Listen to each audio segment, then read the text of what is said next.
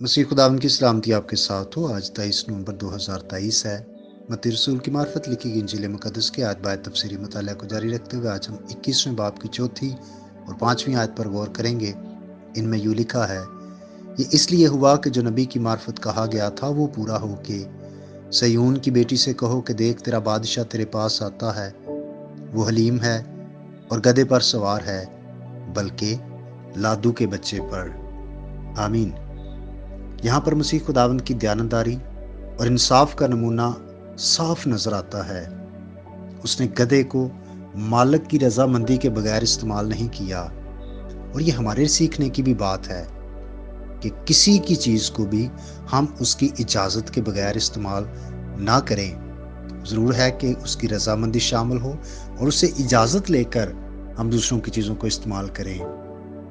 मसीह की आमद का बयान यहाँ पर पाया जाता है कि यीशु मसीह कलीसिया का बादशाह है। कलीसिया का बादशाह यीशु मसीह इस दुनिया में भी अपनी कलीसिया के पास आया और कलीसिया को पहले से ही इतला दे दी गई थी कि तेरा बादशाह आता है। सयून की बेटी से कहो, ये पेशन गोई जो जकरिया नबी के सहीफे के नामे बाब की नामी आयत में पहले से ही कर दी गई थी।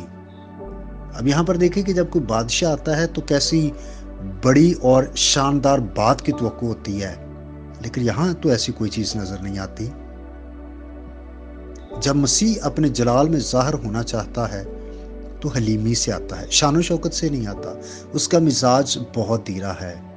वो सयून की खातिर बड़ी से बड़ी जिल्लत और नुकसान उठाने को हलीम हुआ।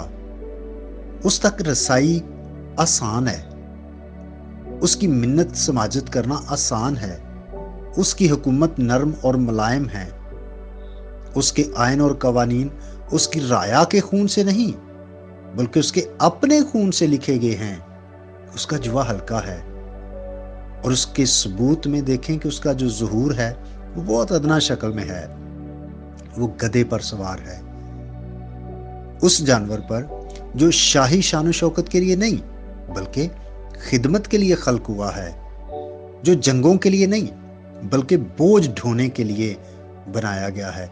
वो चलने में कम रफ्तार है मगर उसके कदम यकीनी, महफूज और साबित होते हैं। सयून का बादशाह घोड़े पर सवार नहीं कि इल्तिजा करने वाला डरपोक शख्स उसके नजदीक आने की हिम्मत ही ना करे, और वो तेज भागते हुए घोड़े पर भी सवार नहीं कि इल्तिजा करने वाला सुस्त रफ्तार आदमी उसके साथ चल ही ना सके, बल्कि वो एक खामोश तबीयत गधे पर सवार है कि उसके लोग जो इंतहाई गरीब हैं वो भी उसके पास आ सकते हैं। अजीज भाई और बहनों, ये हमारे लिए बहुत बड़ी शुक्रगुजारी की बात है कि हम जब चाहें जहां पर चाहें अपने खुदावंद के पास आते हैं और वो जो हलीम है हमारी दुआओं को सुनता है और हमें अपने पास बुलाता है। हमारी ज़रूरत है कि हम खुदावंद के पास आएं। खुदा आपको बरकत दे। आइए हम दुआ करें। इस यीशु में हमारे बाप, हम नहायत शुक्रगुजार हैं तेरी इस मोहब्बत के लिए, तेरे इस प्यार के लिए, और हम शुक्रगुजार हैं कि तू दुआओं का सुनने वाला है। तू तकद्दस के बायस नहायत जलाली है, तू बुजुर्ग और भला खुदा है और हमद करना रास्तबाजों को ज़ेबा है। ऐ खुदा, हम तेरी हमद करते हुए तेरे ज़ोर झुकते और तेरा शुक्र अदा करते हैं देखी और अनदेखी नेमतों और बरकतों के लिए।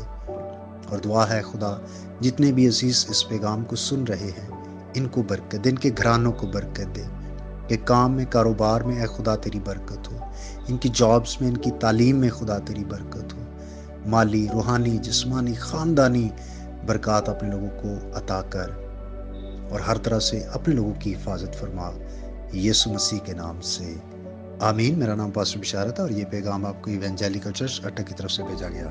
तक हमारा चैनल सब्सक्राइब नहीं किया तो अभी सब्सक्राइब करें और बेल आइकॉन को क्लिक करके हमारी लेटेस्ट वीडियोस के बारे में अपडेट जानें।